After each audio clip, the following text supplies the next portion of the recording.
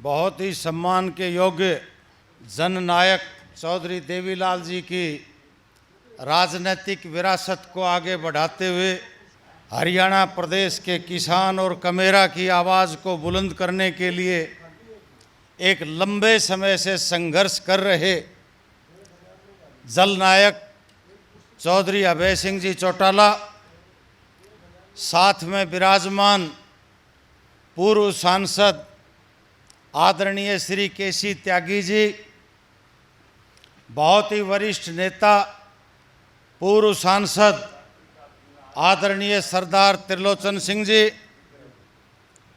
जाट आरक्षण के लिए एक लंबी लड़ाई लड़ने वाले श्री यशपाल जी मलिक, जिला महेंद्रगढ़ के पूर्व जिला परिषद के अध्यक्ष जिला प्रमुख रहे श्री सुरेंद्र कौशिक जी, आज के इस कार्यक्रम के आयोजक गण, हमारे साथी यहाँ पर मौजूद, मैं भारत माता के अन्य सपूतों के साथ साथ महान योद्धा महाराजा सूरजमल जी, महाराजा रणजीत सिंह जी के श्री चरणों में अपने श्रद्धा सुमन पेश करते हुए अर्ज करना चाहूँगा। आज जिस महान व्यक्तित्व की चर्चा करने का मुझे सौभाग्य आप लोगों ने दिया, उसके लिए मैं आपका शुक्रगुजार हूँ। 25 सितंबर 1914 को माता सुगना देवी की कोख से आदरणीय चौधरी लेखराम जी के घर में जन्मे, जिनको बड़े बूढ़े प्यारे रिश्तेदार बचपन काल में प्रेम पूर्वक स्नेह पूर्वक देबा कह करके बुलाते थे, उस शख्सियत को हिंदुस्तान की जनता ने जननायक चौधरी देवीलाल के नाम से सलाम किया। चौधरी देवीलाल जी के विषय में अगर विस्तार से बात की जाए तो बहुत लंबा समय भी बहुत छोटा पड़ जाएगा। चौधरी साहब एक संपन्न, एक बड़े किसान परिवार में पैदा होने के बावजूद चौधरी साहब की सोच एक गरीब की, एक किसान की, एक कमेरा की भला करने की थी। जिस समय आप मोगा हाई स्कूल पंजाब में विद्यार्थी थे, महात्मा गांधी, लाला लाजपत राय जी,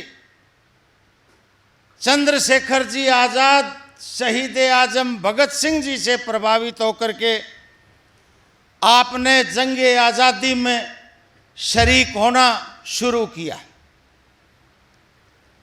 14 साल की बाल अवस्था में आज़ादी की लड़ाई लड़ते हुए चौधरी देवीलाल जी को बोस्टल जेल जाना पड़ा। चौधरी देवीलाल जी वो शख्सियत थे, शहीद आजम सरदार भगत सिंह जी के लिए जब टेस्ट आइडेंटिफिकेशन परेड का आयोजन किया गया तो उसमें भी लाहौर की जेल में चौधरी देवीलाल जी को शामिल किया गया था। समय चलता गया, संघर्ष सदैव सक्षम का नारा दे करके मैदाने संघर्ष में जूझते रहे। देश आज़ाद हो गया। आज़ादी के बाद भी चौधरी देवीलाल ने संघर्ष को विराम नहीं दिया। जब आपने ये देखा कि उस जमाने में जो हिंदी भाषी क्षेत्र था उसके साथ भेदभाव किया जा रहा है, तो हरियाणा प्रदेश के गठन की आपने आवाज उठाई। आपके आंदोलन का ये नतीजा, आपकी त्याग तपस्या कुर्बानी का ये फल था। 1 नवंबर 1966 को हरियाणा प्रदेश वजूद में आया। उस जमाने के तत्कालीन नेताओं ने जब ये ऐलान किया कि चौधरी देवीलाल स्वयं मुख्यमंत्री बनने के लिए हरियाणा प्रदेश के गठन की बात कर रहे हैं, चौधरी देवीलाल ने वायदा दिया था, घोषणा की थी, वचन दिया था जनता को कि हरियाणा प्रदेश के गठन के बाद पहले चुनाव में वो स्वयं या उनके परिवार का कोई सदस्य विधानसभा का चुनाव नहीं लड़ेगा। संघर्ष चलता रहा, अनेकों मुकाम आए रास्ते में। 1972 का एक चुनाव आया। तत्कालीन मुख्यमंत्री चौधरी बंसीलाल के मुकाबला में तोशाम विधानसभा क्षेत्र से, चौधरी भजनलाल के मुकाबला में आदमपुर विधानसभा चुनाव से चुनाव लड़ा। उसके बाद उपचुनाव रोड़ी विधानसभा क्षेत्र से 1974 में हुआ, जिसने तमाम हालात को बदल के रख दिया। आपातकाल की घोषणा हुई। लगातार 19 महीने तक चौधरी देवीलाल जी, उनके 2 सुपुत्र आदरणीय चौधरी ओम प्रकाश जी चौटाला और चौधरी जगदीश जी संघर्ष के उस दौर में आपातकाल में उनके साथ जेल में रहे। 1977 में जब आप हरियाणा प्रदेश के मुख्यमंत्री बने, एक खासियत थी चौधरी देवीलाल की, एक विशेषता थी। चौधरी देवीलाल को व्यवहारिक ज्ञान था। व्यवहारिक ज्ञान के आधार पर आप जब जब सत्ता में आए, आपने जब जब हरियाणा प्रदेश की बागडोर संभाली, व्यवहारिक ज्ञान के आधार पर जब आप एक गांव से गुजर रहे थे, पेड़ के नीचे एक बारात खड़ी बरसात में भीग रही थी, और जब आपको ये मालूम हुआ कि इस समुदाय की गांव में धर्मशाला नहीं है बारात ठहरने के लिए, पहली कलम से आपने निर्णय लिया कि प्रत्येक गांव में अनुसूचित जाति की धर्मशाला का निर्माण हो।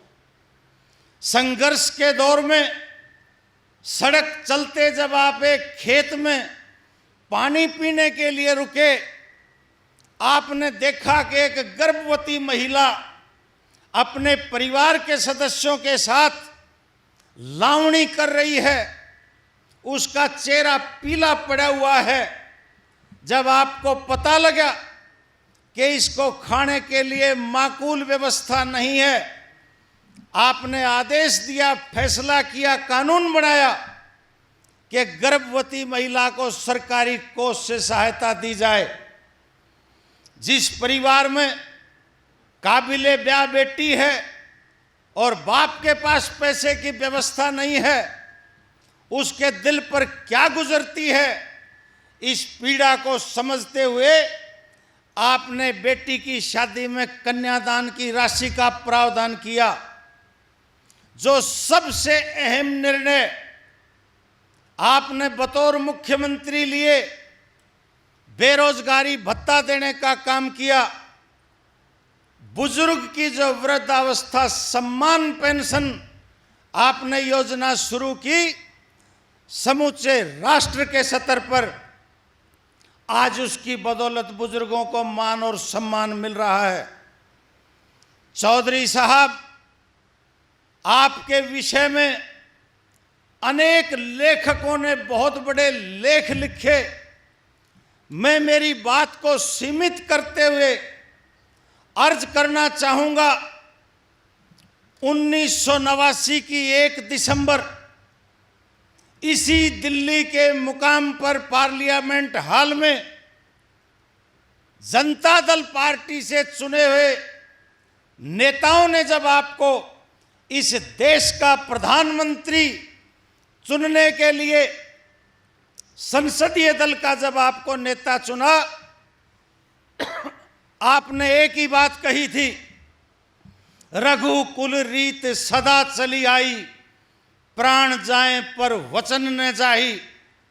आपने खड़े होकर के ये ऐलान किया था कि मैं जनता में ये वायदा दे करके आया हूं कि अगर जनता ताकत प्रदान करती है तो देश के प्रधानमंत्री वीपी सिंह होंगे।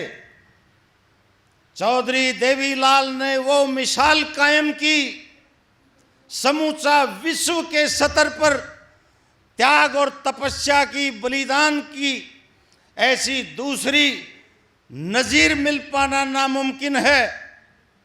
नारा उस जमाने में लगा था, ताऊ पूरा तोलेगा और लाल किले पर बोलेगा। चौधरी साहब ने खड़ा होकर के ऐलान किया था कि ताऊ तो पूरा ही तोलेगा पर लाल किले पर वीपी सिंह बोलेगा।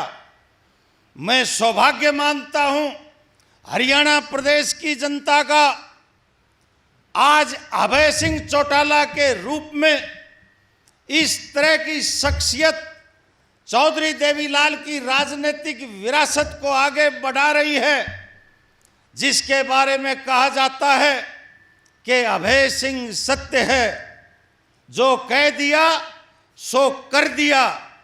और चौधरी देवीलाल जी ने जो इनको सिद्धांत मूलतः बतलाए थे, उन पर चलते हुए हरियाणा प्रदेश के संघर्ष के लिए, हरियाणा प्रदेश के हितों के लिए एक लंबी लड़ाई लड़ते आ रहे हैं।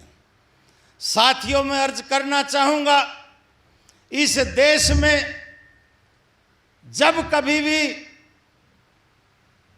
ताऊ के नाम से किसी को संबोधन किया जाएगा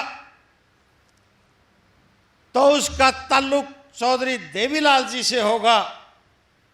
जब किसी चौटाला साहब के नाम से किसी शख्सियत को संबोधित किया जाएगा, चौधरी ओम प्रकाश जी चौटाला की लहराती हुई हरी पगड़ी हमारे सामने नजर आएगी।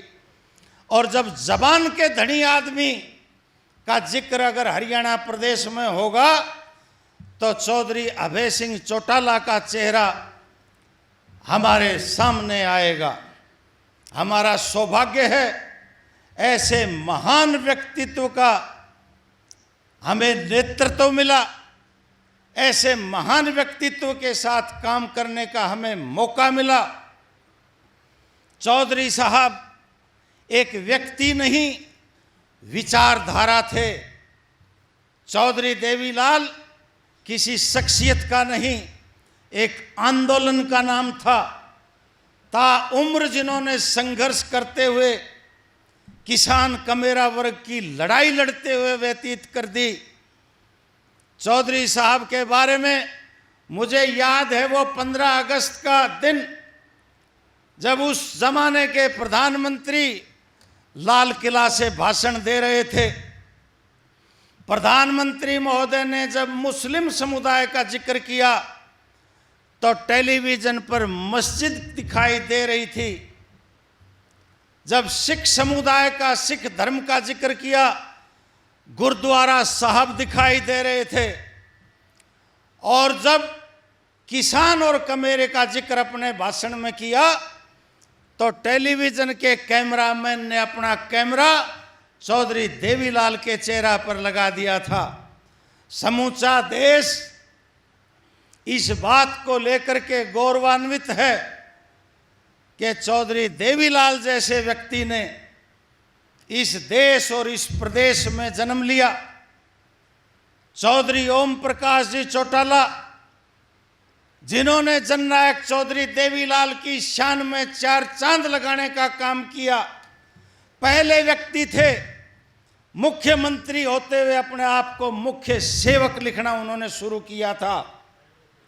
किन्हीं भी परिस्थितियों से 2-4 रहे, किन्हीं हालात से गुजरे, लेकिन रगों में खून चौधरी देवीलाल का इतिहास पढ़ा गुरु साहेब गुरु गोविंद सिंह जी का, महाराजा सूरजमल जी का, महाराजा रणजीत सिंह का वृद्धावस्था में भी विपरीत परिस्थितियों के बावजूद कभी हार नहीं मानी, कभी स्वाभिमान का सौदा और सिद्धांत का समझौता नहीं किया। आज हमें फक्र है इस बात का। चौधरी अभय सिंह चौटाला, चौधरी देवीलाल जी, चौधरी ओम प्रकाश जी चौटाला के दिखाए राह रास्त पर चल करके गरीब, किसान, कमेरा, छोटा व्यापारी, दुकानदार, नौजवान, महिला उसके हित के लिए लड़ाई लड़ रहे हैं। जहां चौधरी देवीलाल को जननायक के रूप में जाना जाता था, आपको जलनायक के रूप में जाना जाता है। मैं एक बार पुनः आयोजकों का धन्यवाद करते हुए खास तौर से ये बात अर्ज करूंगा कि इस तरह के आयोजन होना चाहिए। आने वाली पीढ़ी प्रेरणा ले सके, चौधरी साहब देवीलाल जी के जीवन से प्रेरणा ले सके, आदरणीय चौधरी ओम प्रकाश चौटाला के जीवन से युवा पीढ़ी प्रेरणा ले सके, आदरणीय चौधरी अभय सिंह जी के संघर्ष से, इनकी कार्यशैली से युवा पीढ़ी प्रेरणा ले सके और इस देश को आज़ाद करने के लिए, इस प्रदेश की भलाई के लिए लाखों लाख नाम बेनाम शहीदों ने जो शहादत दी थी, उनके विचार का, उनके नक्शे का, देश उनके विचार का, उनकी सोच का, हरियाणा प्रदेश का निर्माण हो सके। इन्हीं शब्दों के साथ मैं पुनः जननायक चौधरी देवीलाल जी को अपने श्रद्धा सुमन पेश करते हुए अपना स्थान ग्रहण करता हूं। जय हिंद, जय भारत, जय चौधरी देवीलाल।